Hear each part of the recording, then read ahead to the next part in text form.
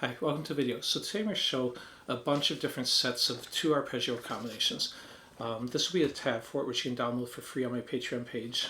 And this includes both the fingering I'm using and the picking I'm using. So it should have everything you need to learn these. Having said that, there's a lot of shapes here. I wouldn't recommend trying to tackle them all, even if you're at a fairly advanced level already. And if you're at beginner level or intermediate, if you don't know all of your triads already, I would mostly focus on maybe check out my playlist for arpeggios. I have over 40 videos on arpeggios, and there's multiple ones that show you basic triads, so focus on those. This will include both triads, sevenths, and ninths on it. So let's go and jump into it. And then I'll explain a little bit more as we go along on this. So I mean, basically the idea was, when I created this, I took one arpeggio, in this case position would be A minor, it'll be a different arpeggio in every position on it, but just a triad to start with, and then after ascending it in one octave, I then descended in a different arpeggio, and I'm going to show three basic ones on it. Basic meaning not necessarily simple, but and then multiple variations on those, and move them through all 7 positions. But what I was trying to do is create different variety. Actually, when I was prepping for this, did the one arpeggio and then went into all other 6 arpeggios in the key, and this will all be in the key of C major, but that was just way too much for one video. So if you want to see the other 3 arpeggios, I'm going to focus on 3 arpeggios in this video and then some variations.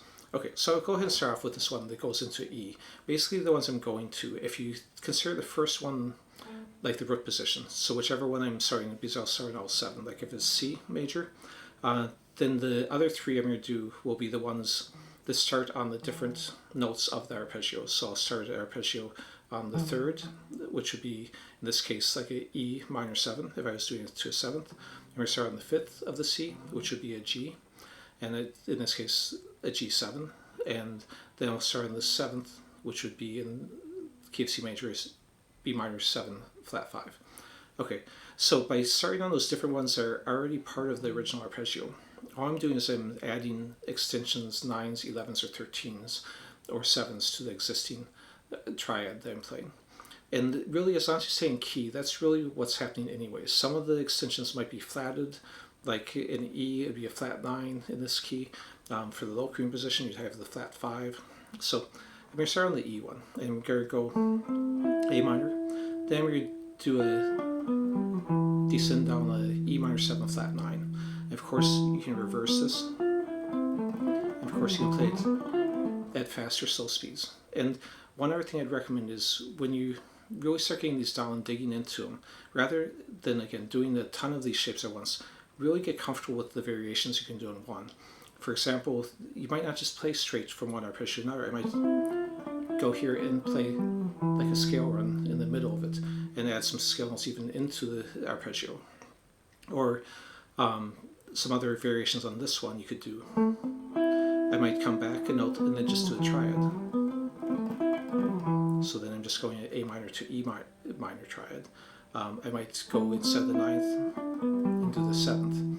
Or here's another one that what is one of the 3 that I'm going to show. I could go into a G7 just by leaving that last note off. Or if I leave the last 2 notes off, that would be a B minor flat 5. So again, lots of possibilities on, but let me go and play it through the key ones on the 9th version. So I had all the names written down here, so I'm not going to get into all the names, but basically it's going to just go in order, starting here, and we move down 1 note each. So I'm starting on the B minor flat 5, which will go into C major 9. Now when I start going quicker on some of these, and at this point, because I'd be running off the neck, I'm going to jump to a 6th string. Since this doesn't cross the B string, the same fingerings would work on the 6th string as long as they're starting on the same notes. So if I'm starting, for example, on the E, then if I start on the E on the 6th string, the same finger would work. So again, if you want to do a G7, just leave off the last note and you can move that down.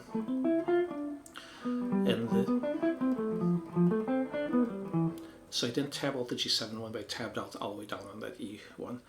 And of course, what I started to say too, before I sidetracked, was on the tab I show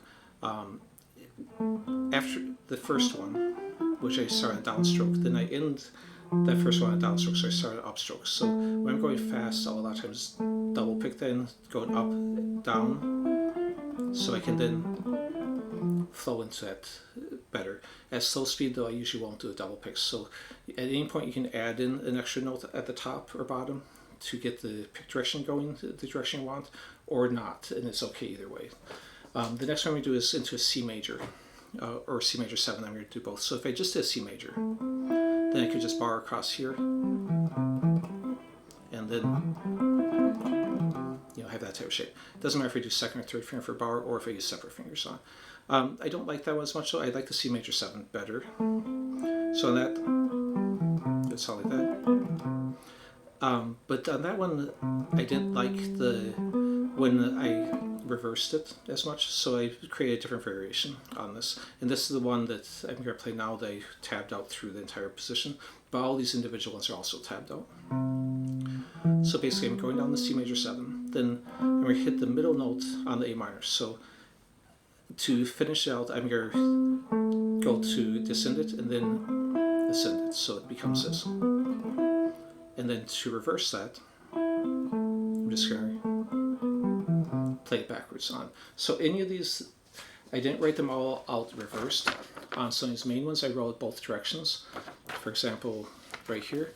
But then after that, I only wrote the ascending version.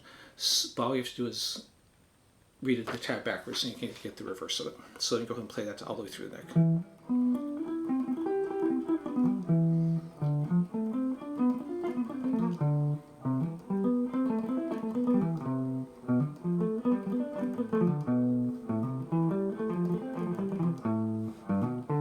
So in this one, you could use a second finger here too, because I am going to come up here to use the second finger there, but I tend to use the third finger on that and then the second finger on this. And again, that's written in there, but some of these are open to interpretation. In some cases I wrote either or on the fingering if I didn't have a strong preference myself. But different people have different preferences on that. So just because I'm using a third finger in one spot or a first finger in another, doesn't mean you have to. So for example, when I'm going here, I use the second finger so I can go into my normal A minor fingering. And that's a lot of times what I'm trying to do, is use the fingerings I'd use if I was playing these normally. That way if I'm improvising and just using that arpeggio in general, and then I want to go into what we're doing today, I can mix that in. So you can take little pieces of these. If some of these shapes you don't know individually, you can just work without the change too, and that's a good thing to do. So on these, you can kind of, you'll be able to see with the names where it switches from one to another. Sometimes this can be a little bit open to interpretation, in that sometimes the arpeggios share a note, and that's okay too.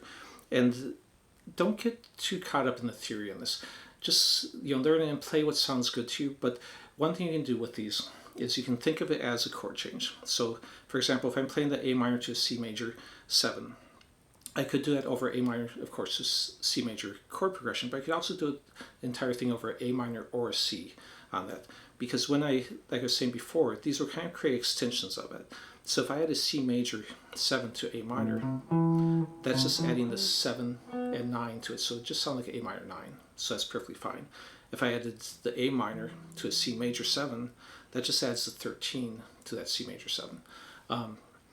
So yeah, you could play over a single chord, you could play over a chord change, and you can experiment with other options. Because, for example, when I play this one that goes into E minor 7 flat 9, this note, if I just played those first 4 notes, would actually could be considered F major 7, because it's coming from this arpeggio.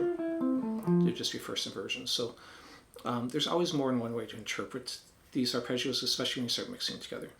Okay, so if you have any questions, just leave it in the comments section. If you want me to do the second part that I wrote, because again, I wrote this where I did all 6 of the, I did the A minor and then I did the B, C, D, E, F, G. Then this one I just showed the 3, 5, and 7 ones, but I didn't show the 2, 4, and 6 ones I came up with, so I could show that in our video if you guys are interested. Leave a comment if you are. Otherwise, please like, subscribe, and all that. And again, work a few shapes, get comfortable with them. Don't worry about having to do the whole thing. That's a bit much at first. All right, thanks for watching.